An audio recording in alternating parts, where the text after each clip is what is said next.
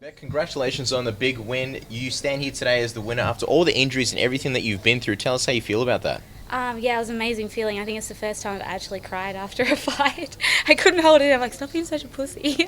But yeah, it felt amazing. You never know what you're gonna try to You don't know what you're gonna be once you come back from a big injury like that. So it's just like, yeah, I'm here. I haven't changed. I'm back. You obviously trained with Alliance, a fantastic team over in the States. How vocal and how much influence have they had on you leading into this fight? And tell us about some of the improvements and experiences you went through there coming into Brisbane. Yeah, I feel like every time I go to Alliance, I come back like completely different fighter. It's an amazing team, and it's just like it's my second home. It's my family out there, and I have the ability. I actually stay with Dominick Cruz when I'm out there, so he's like forever educating me and teaching me and training me at home, like training my brain and getting me to think more out there. And I felt like it really showed. Eric Del Fiero, he's like a mastermind, and he knows. He's figured me out like a puzzle, and he knows what makes me perform better and what doesn't. So I feel like every instruction he gave me out there, I was listening and I was trying to put it together out there. So I feel like it was an amazing camp, and just grateful to have them. We've heard that Dominick Cruz, there's a little bit of madness to him in his method. There was a story where he woke up in the middle of the night and he counted how many sparring sessions and training sessions he had until his fight. You then sort of followed suit and started doing the same. How does that help you in the lead up to the fight? I feel like it's just a reassurance. You want to make sure you've got all the boxes ticked, and going into that fight that you have done absolutely everything in your power to win that fight. There's nothing that you couldn't have done. If you go out there and lose, then you did everything you possibly could. So it's just a part of that. It's just knowing that you've put in the work, you've done these hours, and nothing out there could change it. Change the outcome. You just got to go out there and put the best show on that you can.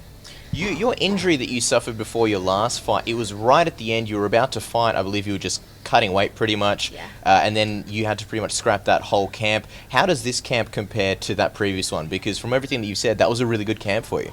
Yeah, it's just like I kind of, obviously had to rehab my leg and get that back to closest to 100% as you could. I felt like it was just like building blocks. I had that base block there, and I was just adding more bricks and building to it. So yeah, it was amazing just to be able to pick it up from where we left it. And I felt like obviously my timing and my footwork and things like that, I had to really get my leg firing because it wasn't used for like 4 months. So I had to really focus on that. But other than that, my skill set was the same. We just kept building to it. You said get the leg as close to 100% as possible. Is it now at 100%, or is it still sort of on its way, no? No, I have to change the way I grapple a little bit. I use my hips a lot, and my left hip is still a little bit seized up, I guess you could say. I can't really get as much flexibility in it, so I have to try and change things the way I used to do it, which isn't a bad thing because, you always want to evolve and put new tools in the tool belt. So, yeah, it's not really a bad thing, but I reckon, another 3-4 months or so, and it'll be 100%. During the fight, Ham had you in a triangle choke. It was an interesting spot in the fight. A lot of people thought there was perhaps she was close to locking it in. Looked like, from where we were sitting watching the TV, that she had her legs locked in, but you obviously kept your arm in. Tell us about how close were you to tapping? Were you in danger at all during that point? No, I'd rather go to sleep than tap. Unless they're going to break a limb, I'll go to sleep. It's actually peaceful.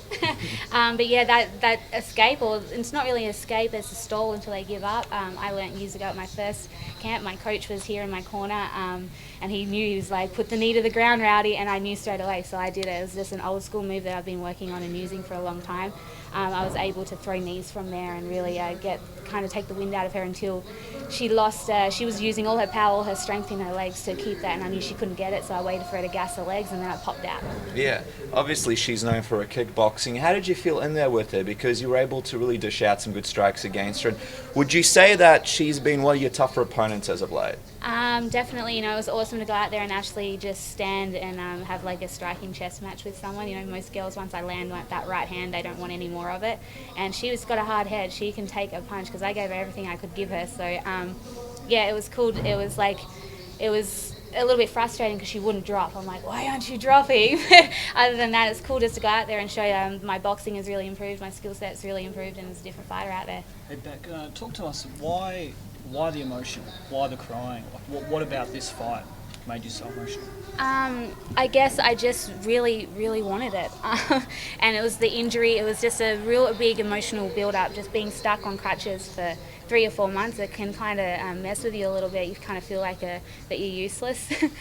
So yeah, it was just cool to just prove that I can still come through adversities and come out a better fighter at the end. And obviously I really need the friggin' money for my kids, so that's another thing.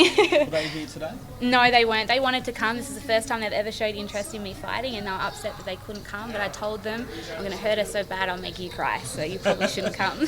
And a couple of wins in a row now. What would you like next? What's the plan from here? I'd like to fight a ranked fighter. I want to climb that ladder, and after that gold, I want to be the best in the world. In my head, I'm the best in the world, so I just need to go out there and prove it and fight the best to get there.